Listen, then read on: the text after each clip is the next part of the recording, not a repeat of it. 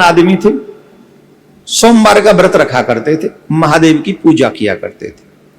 समस्या वही जैन मुनि थी, पुत्र नहीं था। महादेव की खूब प्रार्थना करी, महादेव प्रसन्न हुए। महादेव ने कहा एक बेटा होगा, बट बहुत आयु कम होगी। जितने भी लोग मुझे इस समय सुन रहे हैं, यहां वहां जहां तहां, आप सच मानिए, ये अधिक मास चल रहा है। इस मास में, श्रावण मास में, शिव जी की स्मृति, उनका भजन, उनकी सेवा आपके लिए बहुत महत्वपूर्ण है। शिव एक ऐसे देवता हैं जो बिना सोचे समझे देते हैं। नारायण बहुत सोच समझ के देते हैं, याद रखना। नारायण माने कन्हैया, कन्हैया माने राम जी, ये सोच समझ के देते हैं। ये जब तक तुम्हारे हित की बात पूरी तरह से पक्की ना हो जाए तब तक नहीं देते। बाबा भोलेनाथ कह रहे मांग रहा है तो दे दो, ये मांग रहा है ना, ले ले चल। अच्छा, मांगने वाला आदमी कभी ये सोच नहीं पाता कि जो मैं मांग रहा हूं वो ठीक होगा कि गलत होगा। फिलहाल जिसकी कमी है वही मांगता है, हाँ या ना बोलो। अब बेटा नहीं है तो अब सब मांगे बेटा दे दो, बेटा दे दो, सब तो बेटा ही मांग रहे हैं। अब ये नहीं मांगा कि अच्छा बेटा देना। दैत्यों ने जब जब बेटे मांगे ना, तो पता कैसे मांगे? देवताओं को हराने वाले बेटा दे दो, ऐसे मांगते थे वो। एक बार तो दैत्यों ने यज्ञ किया, बोले जो इंद्र को मार सके ऐसा बेटा दो। तब थोड़ा सा मंत्र गड़बड़ हुआ, तो क्या मांग रहे थे? जिसके हाथों से इंद्र मारा जाए ऐसा बेटा दो। मंत्र में थोड़ी सी गड़बड़ी हुई, तब जाके वरदान वो मांगा क्या? बोले जो इंद्र के हाथों से मारा जाए वो ऐसा बेटा दो। वही फिर इंद्र के हाथ से मरा। बोलो राधे राधे, मर गया उसका।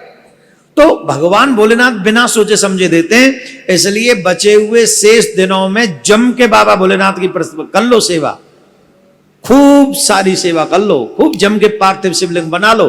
पता नहीं किस दिन किसके पार्थिव शिवलिंग बनाने से तुम्हारे भाग्योदय हो जाए, किस दिन। तो बाबा ने कहा कम आयु वाला पुत्र होगा, वो इसीलिए खुश हो गया। बोलो कुछ तो होगा, 12 साल का बेटा होगा। अब वो खुश भी हुआ और दुख भी हुआ कि 12 साल बाद क्या। ध्यान से सुनना, जब बालक 11 साल का हुआ, सेठ जी को पता है कि क्या होने वाला है। सेठ जी ने अपने साले साहब को बुलाया, इधर आओ। बहुत सारा पैसा दिया, बहुत सारा। बोले काशी चले जाओ, हर दिन यज्ञ करना, हर दिन भंडारे करना, बच्चे के हाथों से भंडारे करवाना। एक और तकलीफ बताऊं, आज व्यक्ति इतना कंजूस हो गया है, करोड़ों रुपए का नुकसान हर जगह सहलेगा, पर 10-5 हजार रुपए के अच्छे काम नहीं करेगा। नहीं करेगा, सांप लौट जाएगा उसके ऊपर, अच्छे काम नहीं करेगा। अरे अच्छे काम इसलिए होते हैं जो तुम्हारे जीवन में कभी बुरा वक्त ना आए। वो कर्म का फल ही ना कर्म है। अभी काशी आने वाली है, उसकी कथा हमने आज बोली है, उसको सुनना, उसका क्या बड़ा महत्व है। 12 तारीख को काशी है, बहुत काम की है। कहां थे हम? सेठ जी ने बहुत सारा धन दिया, ले जाओ काशी चले जाओ, नित्य भंडारे करना, नित्य यज्ञ करना, बच्चे के हाथ से सत्कर्म करवाना। बीच में एक और काम हो गया, कान्हा राजकुमार था, उसने राजकुमारी को इसकी जगह कान्हे राजकुमार की जगह इसको बैठाल दिया, विवाह भी हो गया। 12 साल से पहले बच्चे का विवाह करवा दिया, चला गया। वो पढ़ने चला गया, राजकुमारी को पता चल गया, तो वो भगाए राजकुमार। बोल तेरे से शादी हुई नहीं तो उसी से, मैं तो उसी के संग रहूंगी। वो काशी में चला गया, नित्य गंगा स्नान करता है, नित्य यज्ञ करता है बच्चा, और नित्य साधुओं को भंडारा जमाता है। 12 साल पूरे हो गए, साले को भी नहीं पता था। वो यज्ञ में बैठा था, बेटा भी यज्ञ में बैठा था।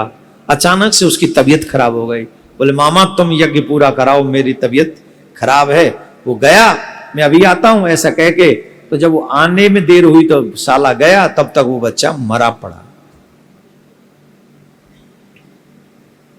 मामा रोया नहीं, सीधा यज्ञ करा, प्रारंभ पूरा किया पहले, और फिर आके जोर जोर से शिव शिव शिव शिव पुकारा। उसने चीखने लगा, रोने लगा।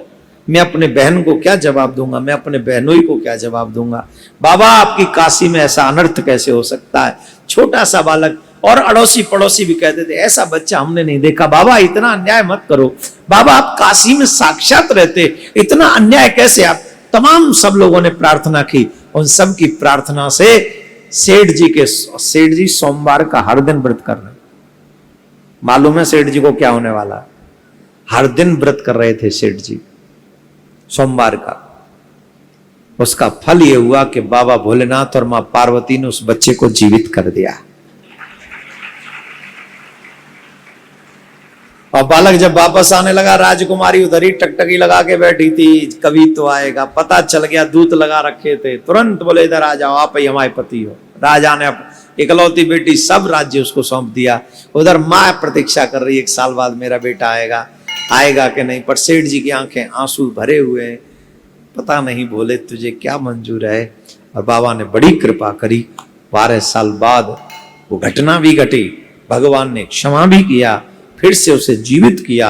और वही बालक पुनः सेठ जी को अकेला नहीं मिला, बल्कि बधू के साथ मिला, पत्नी के साथ मिला, और सेठ सेठानी बड़े खुश हो गए।